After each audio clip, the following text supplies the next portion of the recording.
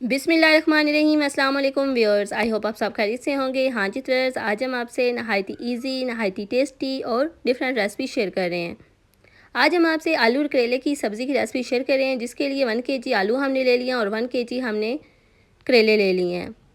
2 टमाटर ले लिए हैं, 3 से 4 हरी मिर्चें ले ली हैं और 1 बड़े साइज़ का प्याज ले लिया है। जो करेले इनके सीड्स को हमने अच्छे तरीके से रिमूव कर लिया है। आलू भी अच्छे तरीके से छील के हमने रेडी कर लिए हैं और बारीक पीसेज में हमने इनको काट लिया है।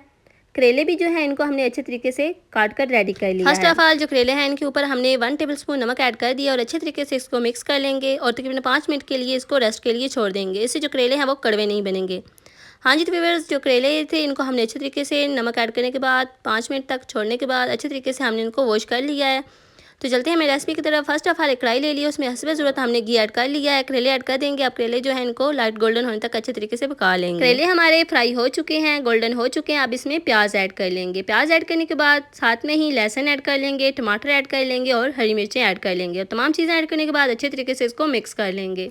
जिन व्यूवर्स के करेले कड़वे बनते हैं वो इसमें नमक ऐड करके तकरीबन 5 से 10 मिनट के लिए इनको रेस्ट के लिए छोड़ दें और उसके बाद इसको अच्छे तरीके से वॉश करने के बाद फ्राई कर लें। इससे जो करेले हैं वो कड़वे नहीं बनेंगे। आप हमारी स्टेप को ज़रूर ट्राई कीजिएगा।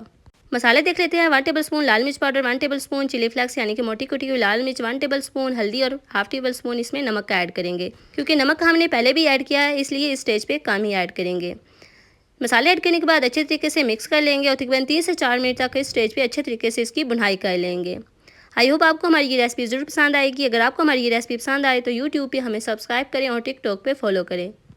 हाँ जी, तो ये अच्छे तरीके से बुनाई हो चुकी है। अब इसमें आलू ऐड कर लेंगे। तमाम चीज़ों को यूज़ करने से पहले अच्छे तरीके से वॉश कर लिया करें ताकि जो इन पे डस्ट मिट्टी वगैरह वो अच्छे तरीके से रिमूव हो जाए।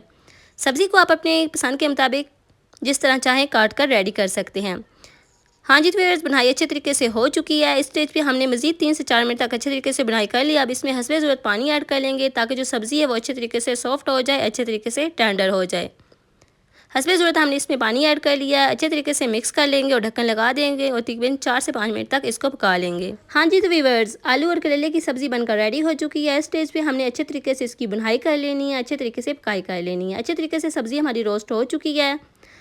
तो चलते हैं फाइनल लुक की तरफ। माशाल्लाह अल्हम्दुलिल्लाह, देखें जी अल्लाह की शान, नहायती टेस्टी, नहायती डिलीशियस आलू और करेले की सब्ज़ी बनकर रेडी हो चुकी है। और ये देखें इसकी फ़ाइनल लुक। नहायती क्विक एंड इजी रेसिपी है। आप हमारे बताए हुए मेथड के मुताबिक आलू करेले की सब्ज़ी की इस रेसिपी को ज़रूर ट्राई कीजिएगा। इंशाल्लाह नहायती टेस्टी बनेगी, डिलीशियस बनेगी और सभी को बहुत ज़्यादा पसंद आएगी।